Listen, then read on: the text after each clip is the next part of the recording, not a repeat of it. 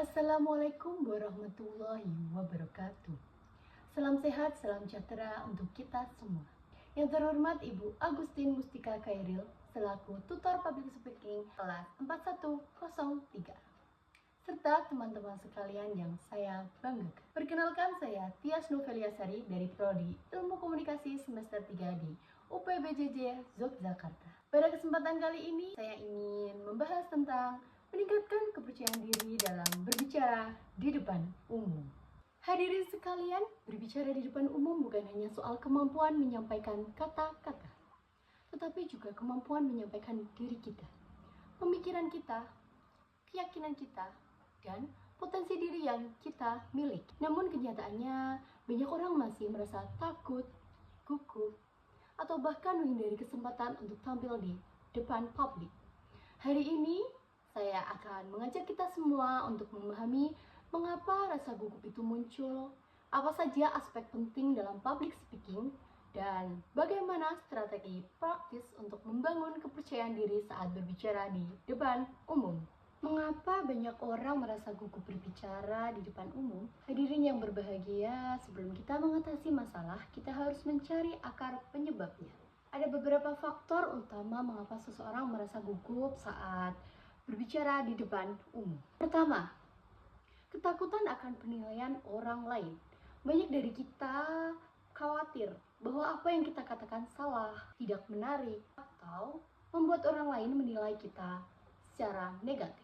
Yang kedua, kurangnya pengalaman dan latihan. Kegugupan sering muncul karena kita tidak mampu, tetapi karena kita tidak memiliki cukup jam terbang. Yang ketiga, pikiran negatif terhadap diri sendiri. Pikiran seperti, saya pasti salah ngomong, atau saya tidak berbakat bicara, membuat kita semakin tidak percaya diri. Dengan memahami faktor-faktor tersebut, kita dapat mengambil langkah untuk mengatasinya secara lebih efektif. 3 aspek utama untuk menguasai public speaking. Untuk berani dan percaya diri di depan umum, kita perlu memahami 3 aspek penting. Yang pertama, persiapan. Persiapan adalah fondasi semua penampilan yang baik.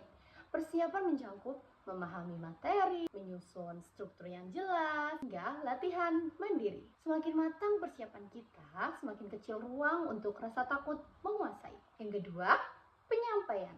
Penyampaian mencakup intonasi suara, ekspresi wajah, bahasa tubuh, hingga kontak mata. Orang tidak hanya mendengarkan apa yang kita rasakan, tapi juga bagaimana kita mengatakannya. Energi positif dari pembicara dapat menular kepada audiens. Yang ketiga, pengendalian diri. Public speaking bukan hanya soal kemampuan berbicara, tetapi juga kemampuan mengendalikan diri, mengatur nafas, menjaga ritme bicara, serta tetap fokus meskipun ada gangguan adalah bagian dari pengendalian diri yang perlu dilatih. Strategi praktis untuk meningkatkan kepercayaan diri. Hadirin yang saya hormati, setelah ini kita memahami faktor dan aspek penting dalam public speaking. Kini saatnya kita melihat strategi praktis yang benar-benar bisa kita lakukan. Pertama, lakukan latihan bertahap. Mulailah dari lingkungan kecil seperti berbicara di depan teman. Setelah terbiasa, naikkan tingkat kesulitan secara bertahap. Kedua, manfaatkan teknik pernapasan. Menarik napas panjang sebelum tampil dapat menurunkan kecemasan dan menstabilkan suara. Ketiga, guna metode latihan rekaman. Rekam diri saat Anda berbicara, lalu evaluasi kekuatan dan kelemahan. Teknik sederhana ini terbukti efektif meningkatkan performa. Keempat, fokus pada pesan, bukan pada penampilan. Ingatlah bahwa tujuan Anda adalah menyampaikan informasi berharga, bukan menyampaikan kesempurnaan. Kelima, bangun mindset positif. Katakan kepada diri sendiri, saya mampu, saya siap, dan saya ingin berbagi sesuatu yang bermanfaat. Dengan mengikuti langkah-langkah tersebut, setiap orang memiliki kesempatan untuk tampil lebih percaya diri dan profesional di depan umum.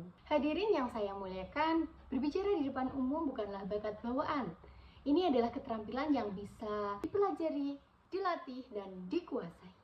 Rasa gugup adalah sesuatu yang wajar, tetapi bukan alasan untuk berhenti mencoba. Mulailah dari langkah kecil, siapkan diri dengan baik, kuasai penyampaian, dan kendalikan diri Anda. Maka perlahan namun pasti nanti. Anda akan melihat perubahan besar dalam kemampuan berbicara Anda. Akhir kata, semoga pidato ini dapat memberi inspirasi dan dorongan bagi kita semua untuk berani melangkah dari rasa takut menuju penampilan yang profesional. Terima kasih atas perhatian Anda. Assalamualaikum warahmatullahi wabarakatuh.